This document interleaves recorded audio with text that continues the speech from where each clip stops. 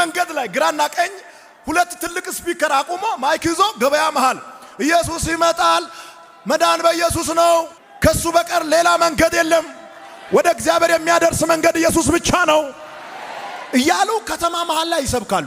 ቸርቻቸው ላይ አልጠግብ ብሎ ለዚህ አንዳንድ ሰዎች ይኸው እነዚህ ጴንጤዎችን ተመልከቱ፣ ስራ ፈቶችን